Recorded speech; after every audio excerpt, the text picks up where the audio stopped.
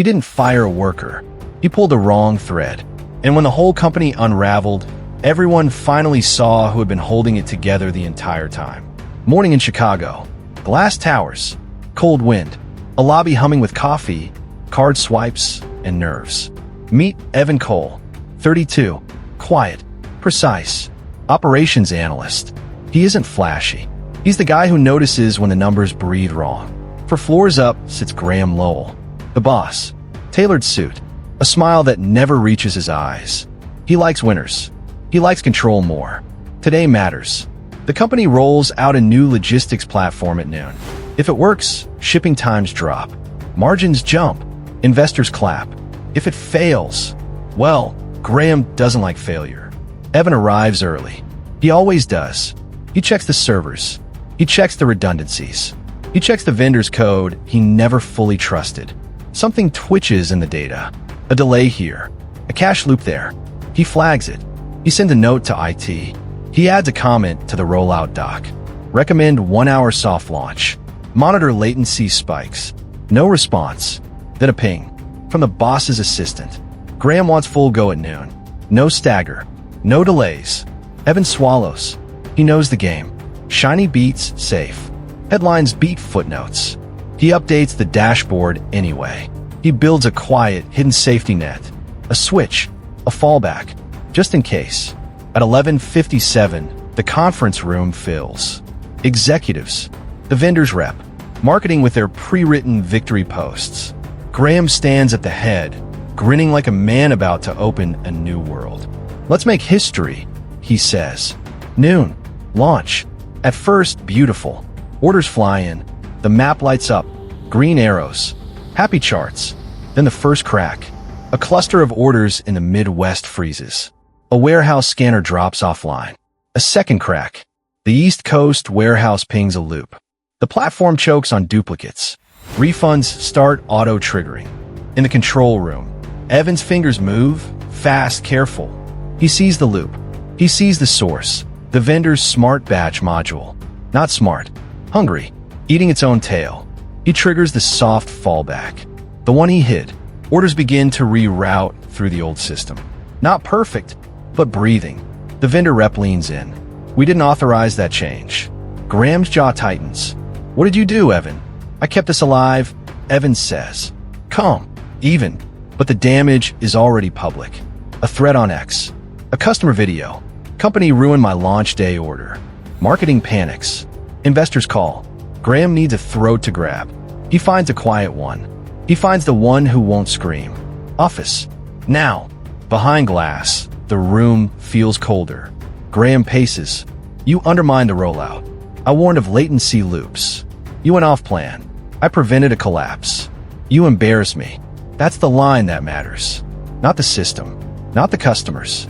Not the numbers. He embarrassed the boss. You're done here, Graham says. Simple. Cruel. Final. Security waits by the door. A box appears, like they practiced this moment. Evan's hands are steady. He powers down his machine. He leaves the access card on the desk. He looks at the glass, at the skyline beyond it. Before I go, he says softly, check the backup queue. It's climbing. You still have a leak. Graham waves him off. Get him out.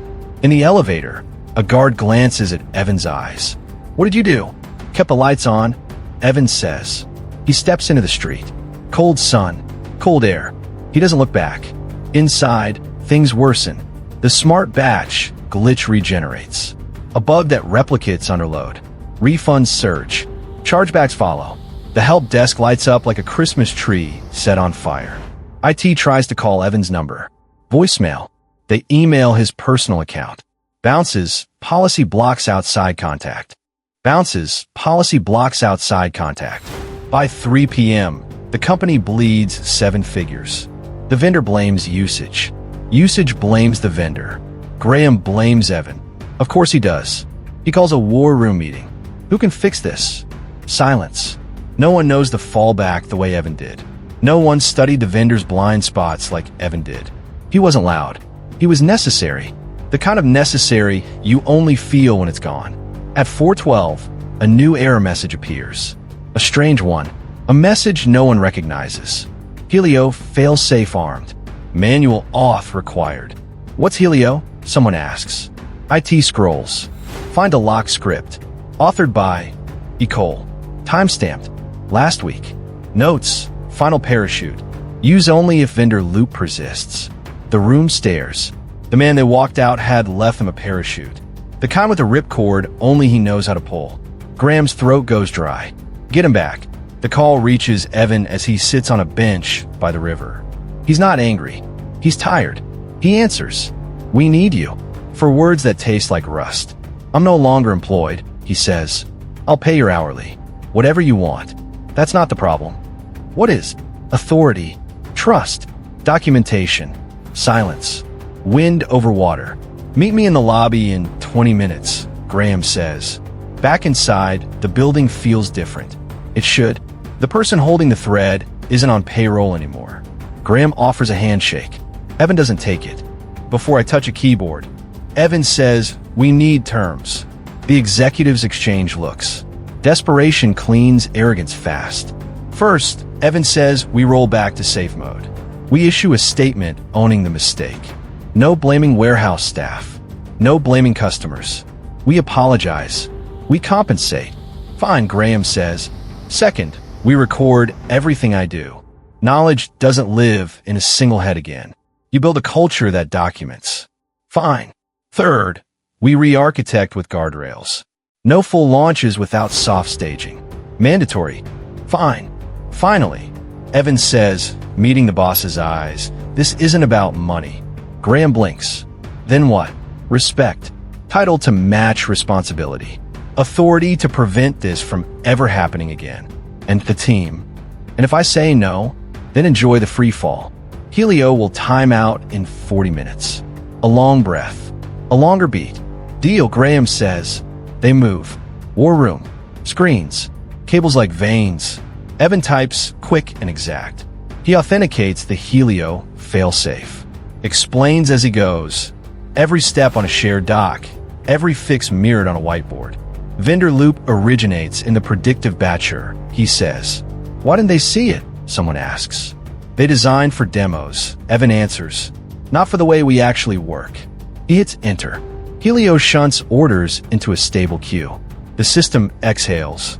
Chargeback slow. Refund bots calm. Phone stops screaming. The room watches the dashboard flatten. From chaos to a heartbeat. It took 20 minutes. 20 minutes and one man you can't bully into silence anymore. Graham clears his throat. You saved us. Not yet, Evan says. We still need to rebuild. They do. Through the night. Through the mistakes. Through the truth. By morning, the company is standing. Not proud. Not perfect. But standing. At the 9 a.m. debrief, Graham faces the team. He adjusts his tie. He doesn't look invincible today. I made a call yesterday, he says. It was the wrong one. I fired the person who warned me. I ignored the one who saved us before I noticed we were drowning. He looks at Evan. Effective immediately. Evan is our director of systems reliability. He has veto power on launches. And his team will set policy we all follow. Including me. A murmur. A ripple of relief. Respect finds its way back into the room. The vendor asks for a private meeting. They want a partner on Helio. They want access to the failsafe design. Evan shakes his head. We'll publish a sanitized version internally, he says. But we don't hand our parachutes to the people who packed the holes. Graham almost smiles. Almost. He stays quiet. That's new for him. There's a story bosses tell. They say the loud ones are leaders. The shiny ones are saviors. The pretty graphs mean truth. But buildings don't stand because of speeches. They stand because someone cared enough to wire the beams right. To test the bolts twice. To ask the hard question when the room doesn't want to hear it. Evan wasn't a star. He was a standard. He chose safety over spotlight. He chose honesty over approval. He did the unglamorous work, the kind that saves a company when pride tries to sink it. Here's the lesson. Respect the quiet experts. Document the knowledge. Stage your launches. Empower the ones who warn you, not the ones who flatter you. Because the person you dismiss today may be the only one who can catch you when you fall tomorrow. If this story hit you, tap like. If you've ever watched arrogance crash a good team, Drop your experience in the comments. I read everyone. Share this with a boss who needs the reminder. And subscribe to Dark Minds for more cinematic, true-to-life stories where justice finds its way. Stay sharp, stay humble, and remember, power means nothing without respect.